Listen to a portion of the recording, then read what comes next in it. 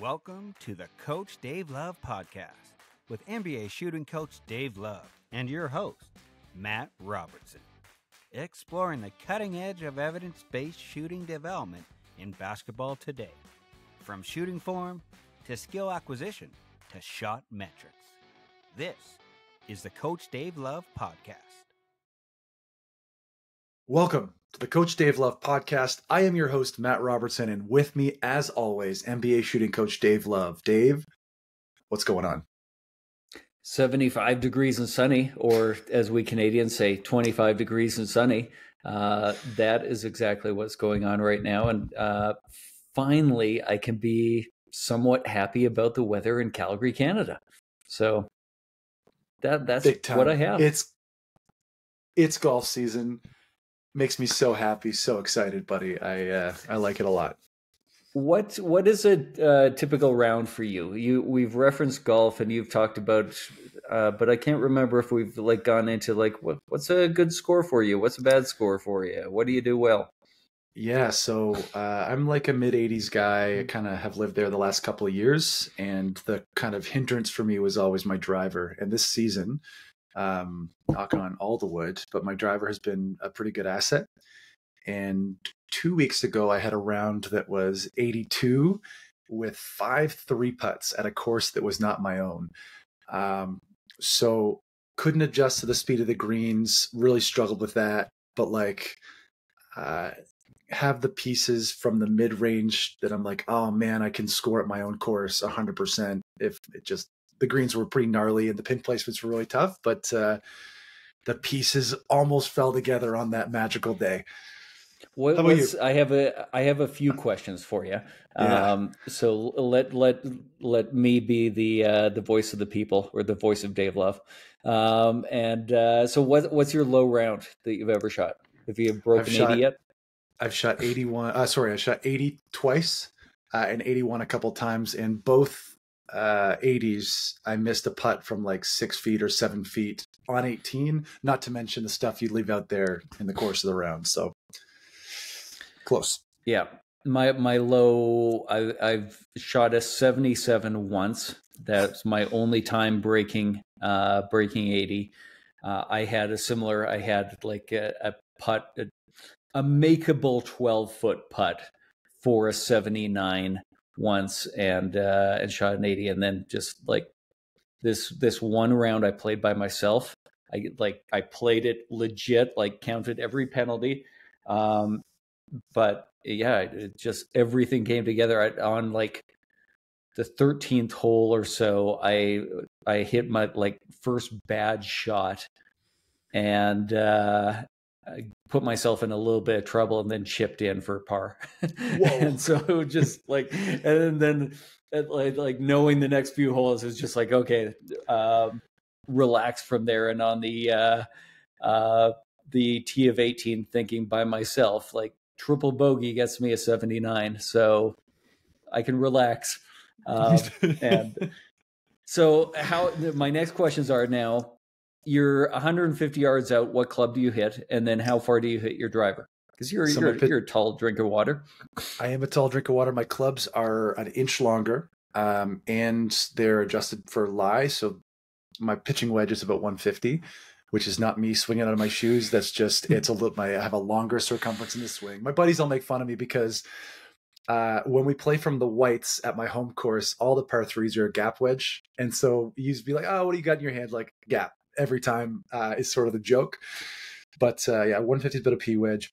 And generally speaking with the driver, 260, 270 is I'm making good contact. I'm swinging well.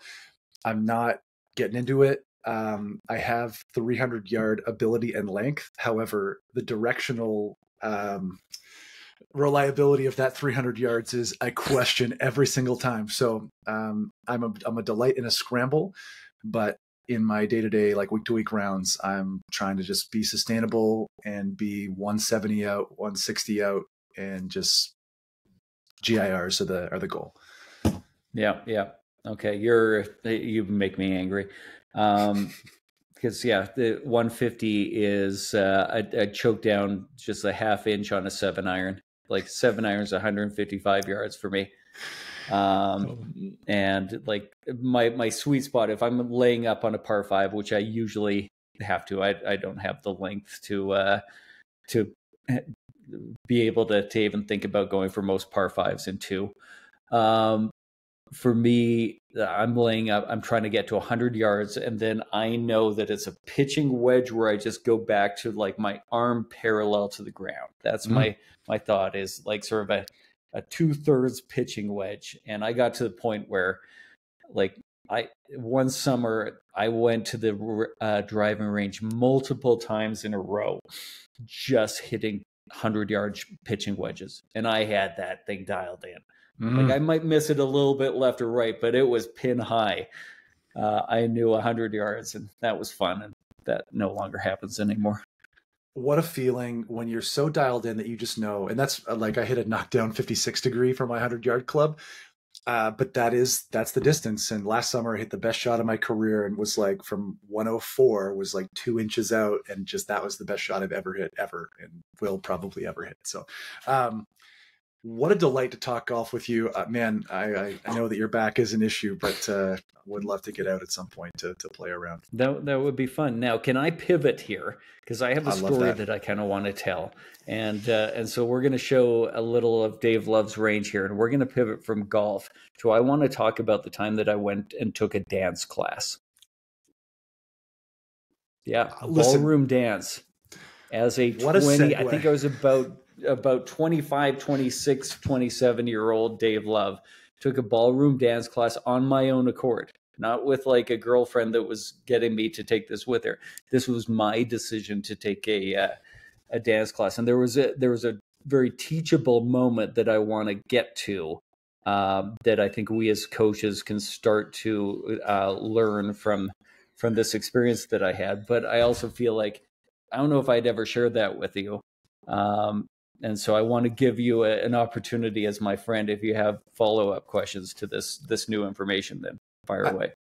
I'm just going to quickly take my jaw and pick it up off the floor, because that was not what I had expected when you wrote dance class story in the show notes. That was not what were you expecting? I was like, oh, daughter dance class, 100% every time. Like that, just first thing that came to mind. No, this was me in my mid-20s.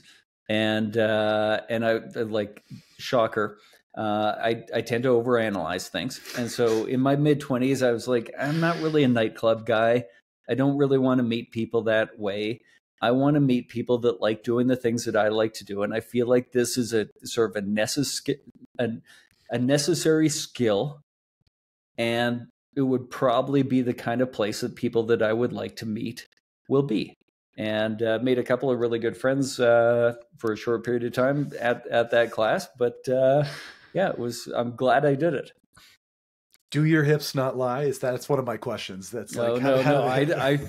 I went strictly ballroom. I was better, like in the class. It was one day would be, or no, they did 4 dances that were kind of over the 20-week period. Like it was a long thing, once a week for like, I think it was 20 weeks. And so they had 4 dances that were the focus. It was the waltz, foxtrot, salsa, and then 2 Latin dances. I can't remember which ones offhand. I wasn't as good at those. I was better with the more formal, rigid foxtrot and waltz. But yeah. So, do you have follow-ups more that you want to dive into? I have so many questions. I was going to say, my wife, her of the stiff high five, also would agree with you that the more formal stiff are sort of in her flavor, although her hips don't lie.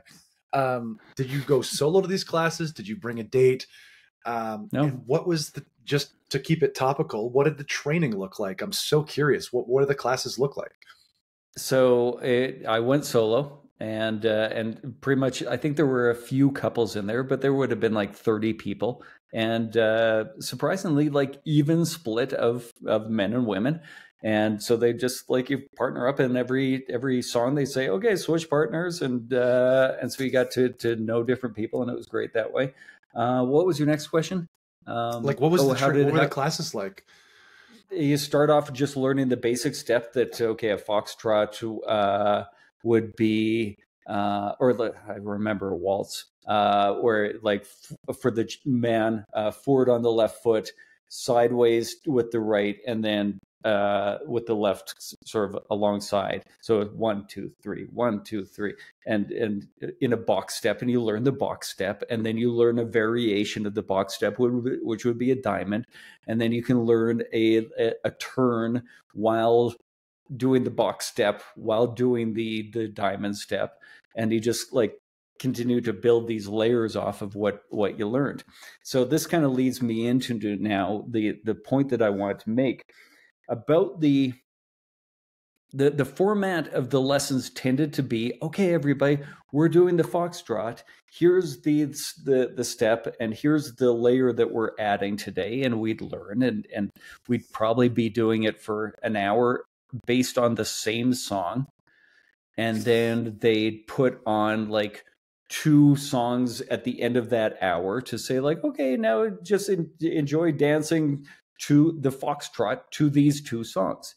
And so as the man, you sort of have to find the beat and then lead the woman into beginning. And that would be the tricky part for a lot of people was making, instead of having an instructor count you in the 1, 2, 3, and that you had to find that yourself. And so there's a lot of tie-in between this and doing drills. Then a unique thing happened that I still reference in my head as a coach, where on, let's say, lesson number 4, they wanted to just give us a little bit more free time. Now we knew basic steps for all 4 dances, and they just put on a song and no guidance, no direction on which.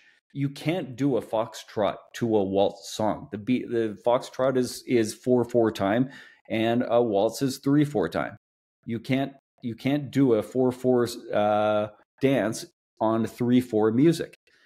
And so we realized, or like some people really struggled with, I don't know which dance to do. They knew how to do the dance, but they couldn't apply it into a dancing scenario. They were good at the drill, but then when you had to learn how to dance socially, they were missing the necessary skill to make that first decision of which step is this. And I can remember doing a workout with a player. I won't name his name just because I don't want to kind of throw the other trainer under the bus. But he had a ball handling skills trainer that was helping him, and they would do 10 reps of a certain dribble move, like I want a foot exchange into a between the leg dribble, and then go left on this one. And so they would lay out the dance steps, and then they'd move to, here's the next dance step, and then here's the next, and they do 10 reps of each. And I'm thinking, this guy plays in the Euro League, or a Euro Cup. No, sorry, Euro League. He's one of the best 500 basketball players in the world. His ability to do this step is not the problem. The challenge for him is knowing which step fits the situation. But the trainer just kept giving him the steps over and over and over again with no all right, here's the music, which step is it? And I think that's where we kind of really miss things. Does that make sense? Does that analogy, did I explain that well enough? 100% spot on. What you're talking about is linear development through the process and not being as game representative as it should be in those moments, because the song comes on. So let's put it in a real world context. You're at a gala or a ball or an event, and the music starts to play, and you have your partner across from you, and you need to know situationally what step you're going to start with without being like, foxtrot, you get foxtrot. Like, when to come in, what step to use, without communicating. Just like in a game where the chemistry matters and the situational awareness matters. And there was a moment in a game that I played in 2 weeks ago where my best buddy and I have been playing together for a decade. And he saw my defender just peak a little too high on the weak side. And he saw me see him. And I went back door and there was a crowd of people. And when I arrived on the other side of the crowd, the ball was waiting for me. And it was just like, I'm thinking in that moment how magical that felt. And, you know, we're a bunch of 30 plus dudes playing basketball, like pickup, and most nobody would care. A couple of guys like, oh, good look, whatever. But for me, it was chemistry, and it was knowing a sense of the moment and having a relationship with my partner in that sense, who knew what I was going to do at that moment in time. And I think your story is representative of the progression from learning in a game representative sense or non-game representative sense, linear sense, to the game. And then that person not knowing what to do when they get there. Yeah, it like I can remember being the young basketball player that would see the defender in front of me and think, okay, now I'm going to cross over and I'm going to try and go left one dribble to a pull up. You come up with your plan and then you try and execute the plan. And while you're about to execute the plan, the defender changes their feet. And now your plan won't work, but you can't improvise. You don't have enough experience or enough talent yet to be able to improvise. You had to pre-plan. And unfortunately how we practice so much is that pre-planning and now execute. That's not what happens in a game. You need to react and execute. And I think we miss that.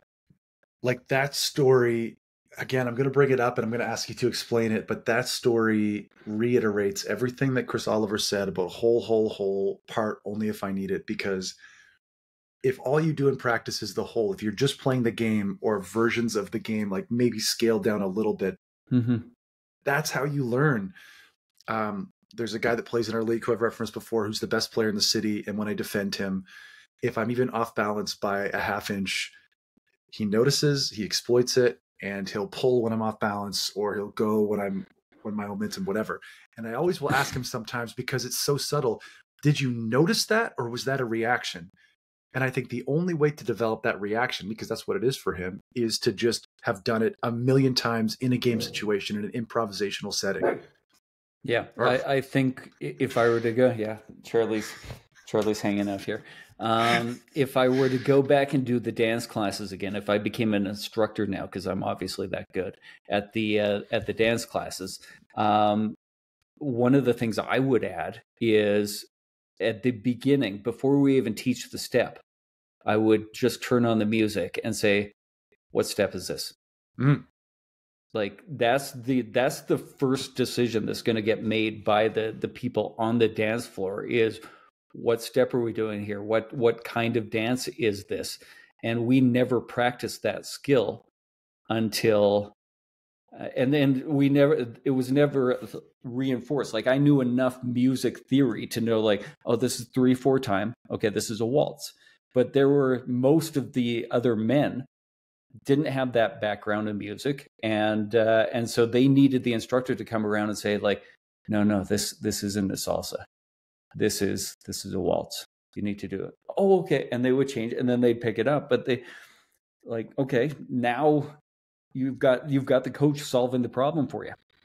And that like we've talked about, like this should be player led. We've got to empower players to figure out these problems. The biggest problem is, what step is this dance? So now we're 18 minutes in and we've talked about golf and we've talked about dance. So let's get to some shooting.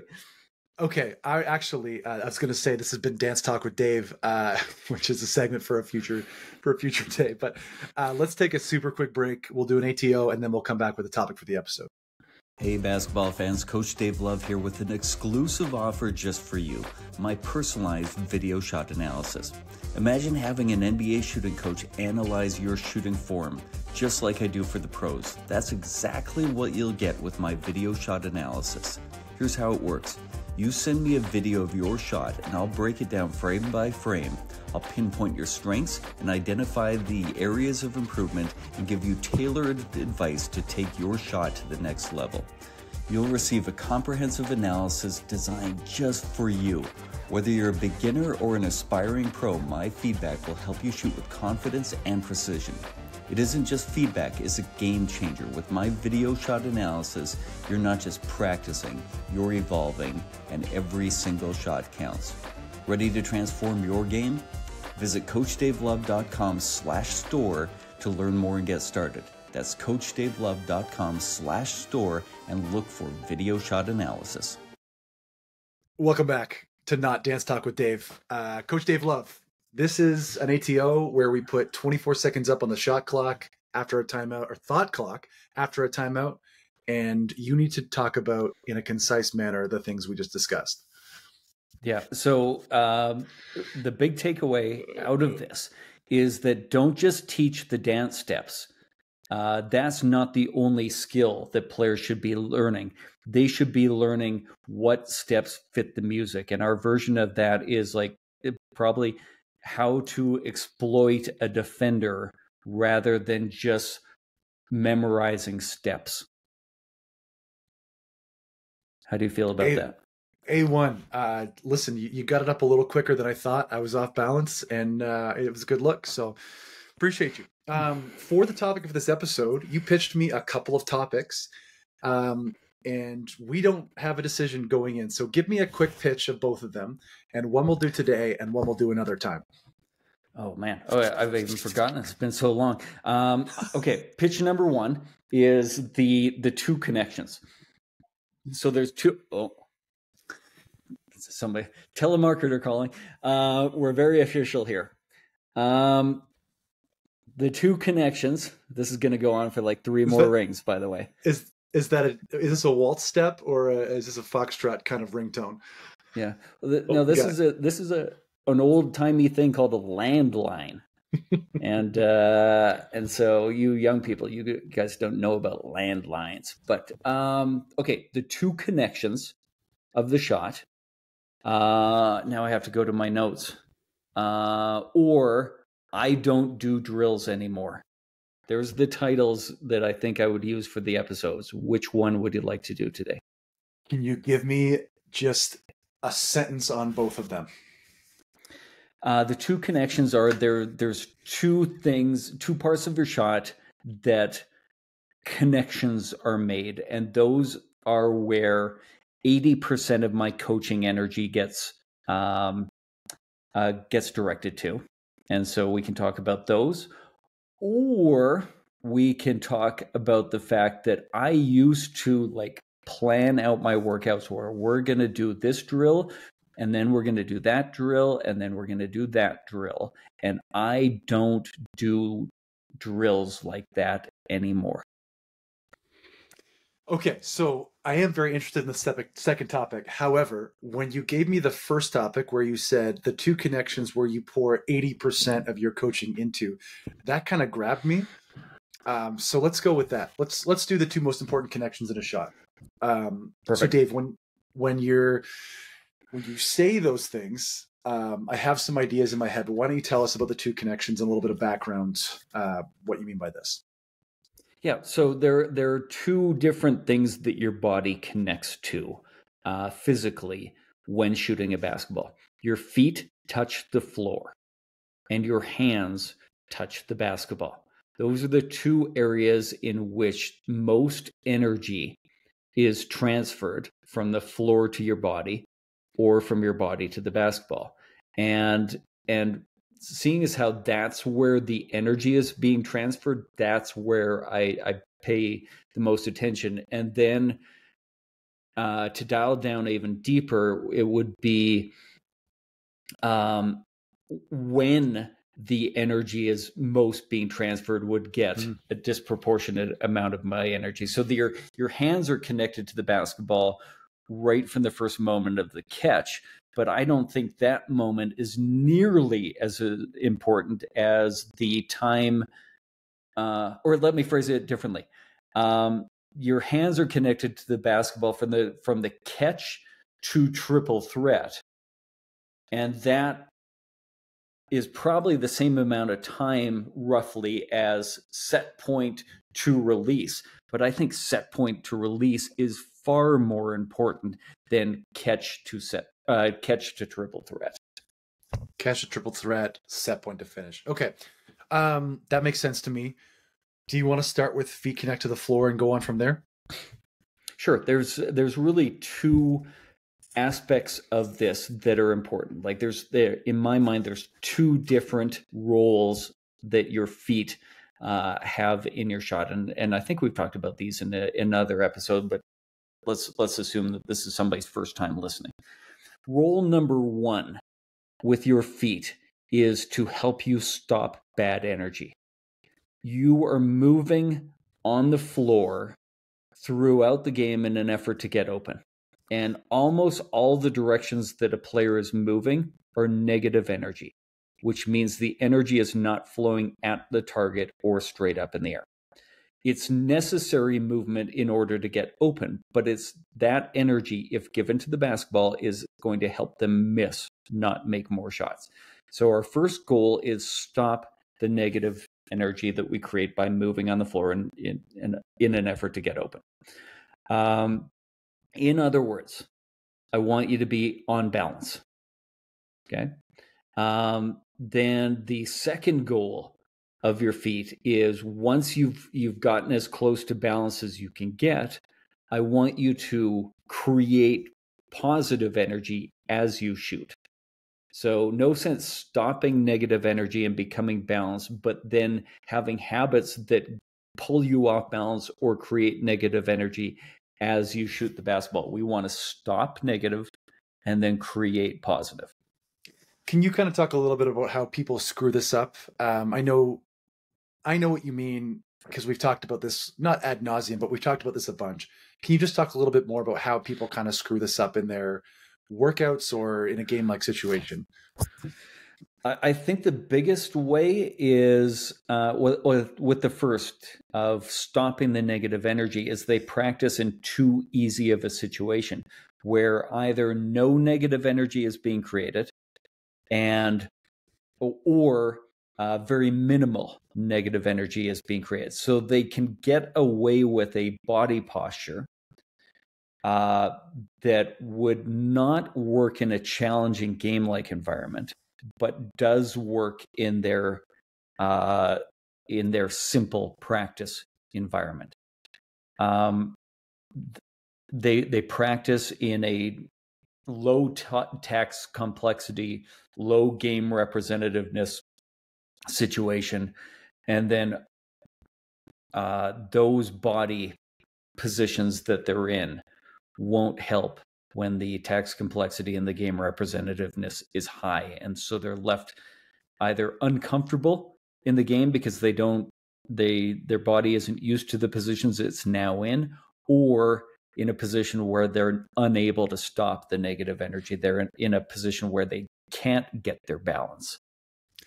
What about people that intentionally create bad energy? So I shouldn't say intentionally, as part of their routine. So we all know that guy or that kid or little Bobby in your parlance, who's fading away when there's no one to fade away from.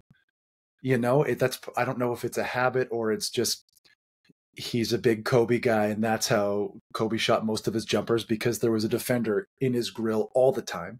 Like, does that drive you crazy? Do you see that a lot? What do you do about that? What do you say about that?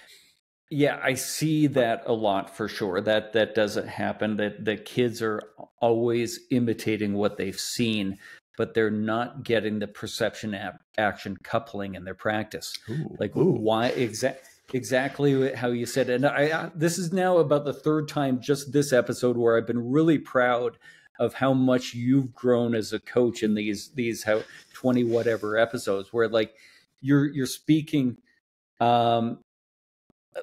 very intelligently about these fairly refined topics. And I'm not claiming again that I'm an expert, but I'm really impressed with your ability to talk intelligently about especially given how unintelligent you are in sorry. It's a hand-in-hand situation. The compliment is always followed by a little, yeah, we're friends. I'm not going to actually be nice to you. So there's no perception action coupling. That why did Kobe fade? Exactly for the reasons you said. There was a hand in his face, and if he shot the perfect jump shot, it was going to get blocked. He perceived the defender's hand was creating a problem and created an action to solve the problem.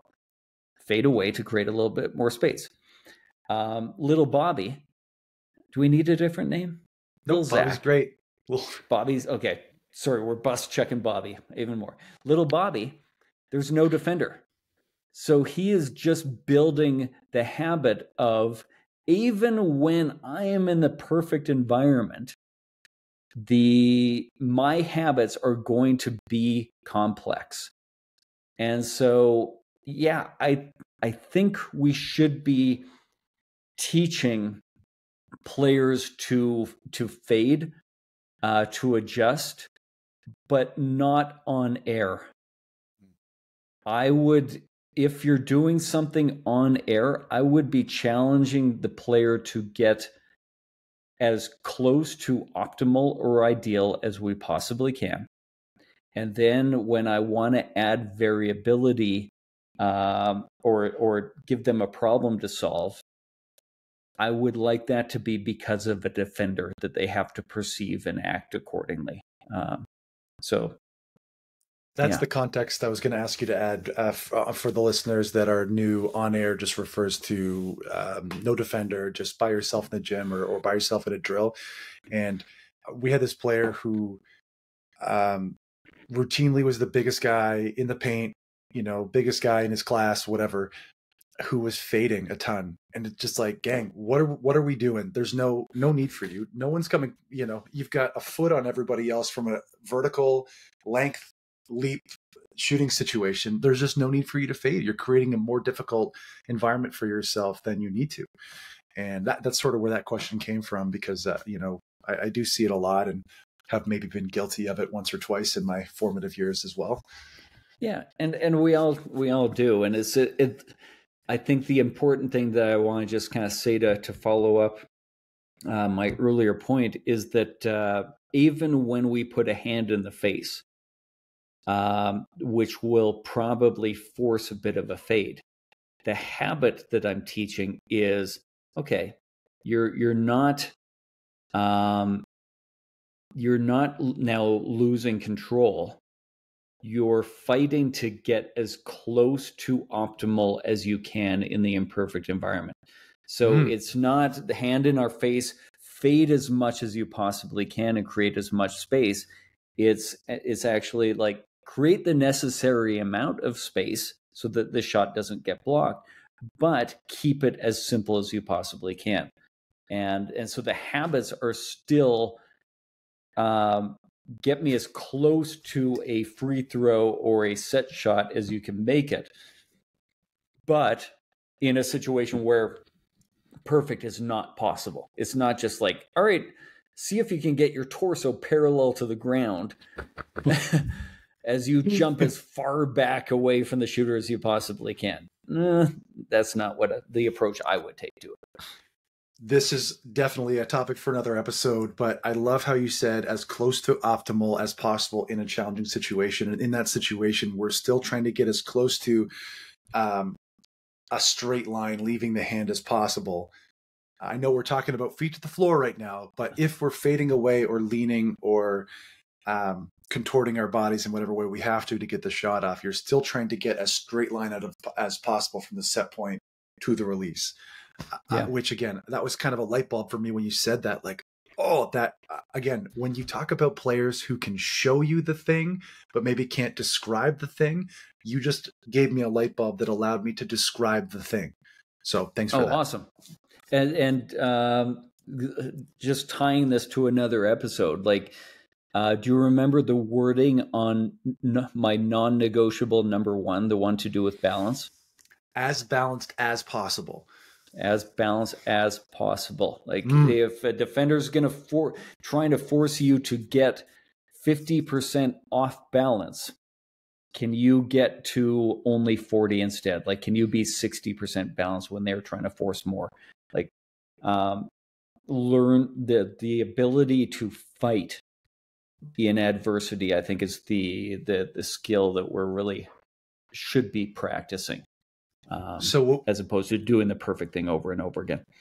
when you talk about feet connecting to the floor, are there certain players you see that do this really, really well and have a positive connection? Or how do you even talk about this? A positive connection to the floor, or is it just what happens after they leave the floor? Well, which part is the player struggling with? Are they struggling to stop the negative energy that they create on the floor, or are they struggling to create positive energy as they shoot? Different players will screw that up in different ways. So the three people that I love for how they use the floor as a tool, which is a different way of thinking about the floor as a tool for you to create energy through. The three guys that I love would be Klay Thompson. Shocker that name gets mentioned when we talk about shooting for him. Devin Booker and Donovan Mitchell. Those are the. Oh, and then you know what? I'm trying to do a better job of referring. Kayla McBride. I'm trying to mention more females players as well. I love her balance as well. Hey there, basketball fans. I'm NBA shooting coach Dave Love, and I've got exciting news just for you. Introducing my exclusive, free basketball shooting newsletter. It's packed with insights and techniques straight from the hardwood. Have you ever wondered how NBA players improve their shots? Or how you could get to the next level, whether you're a college player, a coach, or a budding youth player? My newsletter brings all this and more directly to your inbox. Each edition is a deep dive into the world of basketball shooting.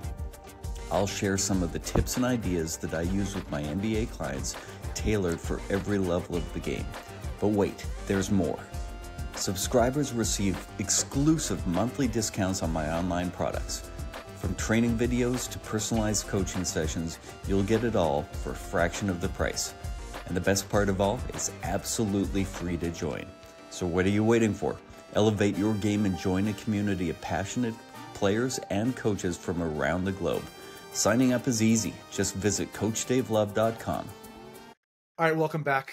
Coach Dave, throw up 24 on the thought clock. This is an ATO. Talk to me about feet connecting to the floor. Yeah, one of the tools that we can use as a shooter is how our feet connect to the floor. The floor is the tool that will have two different roles. Can you be stable when you are moving? I'm going to start this one over again. I'm going to start this ATO over again. So we just going Clock with your wasn't thing. Working. Clock wasn't working. We just called another timeout. That before I even inbound it, we just called another timeout. So I like it. I'm going to start this one again. The floor is a tool, and it will help you stop the negative energy that you create by moving within the game, and potentially create good energy as we shoot the basketball. And that's really the two goals of our feet: stop negative energy, create positive energy. Awesome. Really good. We saw something we didn't like out there, had to blow it down again. I like it. Coach Dave, I feel like we could have actually gone almost a whole episode on how the feet connect to the floor when you put it in those contexts, because balance and the process of stopping and starting and transitioning from stopping into leaping, like, I think there's a lot more meat on the bone there. So really good job by you. Let's transition, because I'm sure we're 38 minutes into this now, and we definitely need to stay under an hour as always. How the hands connect to the ball. Is this more or less important to you, or just different? Like, give me a little bit about what you're talking about with that. It's probably more important now. We did my then and now episode a few episodes ago, where back then, in the early stages of my career, I didn't understand that the hand well enough. And so my feet were more important to me then, because I understood them better. Now I understand the role of the hand a lot more. And ultimately, that's like, what are we trying to get moving? We're trying to get the ball moving. What is pushing the ball? Your hand is. And so if you're forcing me to pick between the two, I would say even significantly, the hand is more important than the feet. So this is non-negotiable number 2, shooting the middle of the ball with the middle of your hand, which again is a perfect little segue. So I mean, this is the broadest question possible. Why does it matter? Tell me about in your discovery from younger Dave, not old Dave, caring about the feet and really knowing a ton about the feet. What was that transition like, and why does it matter? What was the transition like? It was really seeing a photograph of Matt Lechtman, and all of a sudden that clicked into Matt Lechtman was a player that I worked with at the University of Calgary, and I took a photograph just to show him a hand position. And when I looked at the photo as a coach that I had just taken, all the pieces clicked into place, and I was like, "Oh, that's why I teach what I teach." Gotcha. Now it all makes perfect sense. Why does it matter? For the reason that we're talking about, like that transfer. At this point in the shooting motion, this is just physics. The ball goes in the opposite direction as the point on which you apply force. And we're applying force to multiple different spots at one time, like 5 different spots if we just go with the tips of our fingers. But then different parts of the hand are also, there's multiple places that we're applying force. We're probably going to have to take the average of those multiple places. But the physics is the ball is going to go in the opposite direction of wherever that force was applied on the ball. You want the ball to go up and forward. We need to apply force to the bottom, slightly towards the back, on the middle, if you look at the lateral plane. You always use the example. Plane. Let's go with lateral. Don't let me derail you. Go. No, I like it. The example you always use is billiards and golf. Again, another golf mention. This is becoming a half golf podcast. But applying the driver to the ball with an open face or closed face puts spin and direction on the ball, just like billiards. And that is the best example that gave me a look at, okay, if I'm pushing on the left side of the ball, it's going to go for the right. If I'm pushing on the right side of the ball too much, it's going to go left. And we did an episode about typical misses for a right-hander, how right-handers miss left most often. I had never considered that. And so, yeah, totally, absolutely makes sense. So when people are teaching and learning this, like, how do they screw this up? What's the kind of most general way that happens? I think the most common is once they, like, this isn't a complex thing to understand necessarily. As you said, like, maybe you hadn't thought of it before, but, a 3-minute explanation, I think you got 90% of the way there to understanding the concept. The way people screw it up the most is just no accountability to the habit. They say, "Oh, we're working on getting the hand under the ball," and then I watch them shoot. I'm like, "No, you're not. You're reinforcing the very habits that you currently have, where your hand is not underneath the middle of the ball." So they're doing drills outside the challenge point for the level of difficulty they need to. No, I got to phrase that differently.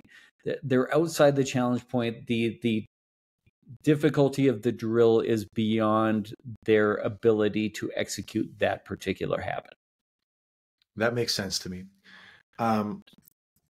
When you're teaching and exploring these concepts, give me a look at what that looks like for you. So you're looking at a player and thinking about how the ball connects to the hand. Can you give me kind of a practical example of a time that you've used that example with a player? Dwayne Dedman would be a great example. So we had towards the end of my first year in Orlando, I just finished working with Aaron, or not finished, but finishing the rookie year working with Aaron Gordon. and saw that Dwayne Dedman was somebody that I felt like I could help. He brought the ball back over top of his head, and so his hand would end up at a set point on the front of the ball in a position to actually push the ball backwards. His guide hand? He would have, no, his shooting hand. He would have the ball so far back over top of his head that his hand was now past parallel, in a position where, he would, people listening to the podcast will have to go to YouTube to see, or find the video format, find us on YouTube, where the hand is now pointing in the opposite direction. Mm. So the first move that he had to make was then get his hand in a position where it's now under the ball and towards the back, so he can lift it up and forward. And so drills that we did were isolation drill, ABC, slow to quick, to learn the feeling of that position where this is what it feels like to be under the ball and towards the back. Learn that feeling, learn the simple move out of that. Find that position as you flow from, or as you start from triple threat, and then learn how to find that position without stopping in it. That's the logic behind those progression of drills. And he went from 55% free throw shooter for most of his career before that to 75% the following year, became an 80% free throw shooter, and became a competent three-point shooter. I thought you were going to say got paid because he was a competent three-point shooter, but we'll leave that out of this for today. Check the I can't remember what the website is. Check one of the salary cap websites. It's quite impressive, the jump for him. So good job by you in that. And good job by him for putting the work in also. Coach Dave, we do have a new segment we're going to explore, and I just want to take a super quick break before we get there. Hey there, basketball fans. Coach Dave Love here with an exciting opportunity to revolutionize your shooting game. Introducing my exclusive shot development systems, Pure Release, Consistency and Balance, and Fluidity and Arc. Each system is designed to target key aspects of your shooting technique, transforming you into a more effective player on the court. Pure Release focuses on perfecting your shot release. Consistency and Balance enhances your stability and accuracy, and Fluidity and Arc works on your ball path and trajectory of your shot. Find out the drills and progressions that I use with my NBA players to improve these important habits. Can't decide which one to choose? No worries, grab the bundle and get all three systems at a fantastic value. It's a complete package to elevate every part of your shooting game. And there's a special deal for all my podcast listeners. Use the promo code PODCAST20 at checkout to save 20% on any of the shot development systems. Don't miss this chance to train like the pros. Visit CoachDaveLove.com/store and take your first step towards shooting success. That's CoachDaveLove.com/store. All right, Coach Dave, welcome back. 24 up on the thought clock. After timeout, get me a bucket here. We need one. So I want people to understand the connection of the hand to the basketball. Think of this as billiards. The ball goes in the opposite direction of where we apply force. Where do we want the ball going? We want the ball going forward, or up, forward, and straight. So what is the opposite of that? Is going to be underneath, towards the back, in the middle. That's where the average of the force of your hand needs to be applied on the ball in order to get the ball to go in the direction you want it to go. That is one of your best ATOs yet. We got a wide open look in the corner. That was excellent. Concise. Perfect. Coach Dave, this is the new segment we're calling hammer action or floppy action, or what is the actionable item from today's episode? Looking for Tough Actin' Tinactin to be a sponsor. Coach Dave, what is the actionable item of this for your average Matt Robertson coach out there? Okay, so you sprung this on me. I'm glad you did. Let's go. We talked about this yesterday, and then as you said before the commercial break that we were going to do I was like, oh yeah, what was that? So just pulling back the curtain for people, this was a bit of a surprise, but this is what we're going to be doing at the end of episodes, is saying like, all right, now how do we use this information? I would want a coach, to use this information, especially when watching video, to diagnose what they're going to work on with the player. Is like I always say, I want you to go looking for where negative energy is created, and maybe this gives them a little bit more direction than that simple instruction. Look at the way their body is moving before the shot, and are they able to get in control of their body at the beginning of their shooting motion? If they're not, then explore in what way their feet are not connecting to the floor. Okay, if that part's good, they're now on balance, but there's creating energy away from the hoop. Watch their center of gravity. Where is it moving? Then start to explore, okay, in which ways are they creating negative energy with their feet and their body as they initiate their shot? If that's good, then we're looking into the connection into the hand of how might that hand connection be creating negative energy? Is it causing a flat shot? Is it causing an offline shot? And that will help us diagnose what habit we're going to be working on with the player. Awesome. What a great first one. I don't know if tough actin, tin actin is a thing anymore, but just it made me think of a commercial from when I was a kid.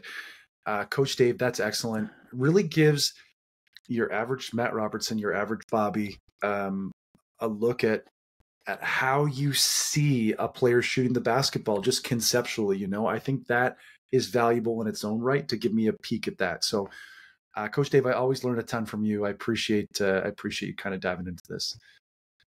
Where can the people find you if they want to get in touch? I would love people to go sign up for my free shooting newsletter. If you go to CoachDaveLove.com, you can sign up and you're going to get probably about, I want to say it's about 12 emails from me in the first 2 or 3 weeks that I'm going to teach you a lot of these things in more detail. And then beyond that, you're going to get not only the podcast reminders, but also sales on particular products, like promo codes that you can use on those products, and just a bunch of free information that can hopefully help you as a player and coach. So sign up for that newsletter, and then also find me on Twitter or Instagram at Coach Dave Love. Absolutely. Please reach out. We've had some good engagement with some listeners and coaches that are looking for some information or just want to comment. And really appreciate the engagement. You can find me at Coach Matty Rob on X/Twitter/ the playground that Elon Musk uses. And you can find me on LinkedIn. Please rate, review, and subscribe to the podcast. Tell your friends. We really appreciate you sticking around till the end. And we hope you have a great week. See us next week. Thank you for joining us on today's episode of the Coach Dave Love Podcast. To stay up to date with our future episodes, please remember to hit the subscribe button on your favorite podcast platform. Don't forget to sign up for Coach Love's free shooting newsletter on CoachDaveLove.com, and be sure to follow him on social media. You can find him at Coach Dave Love.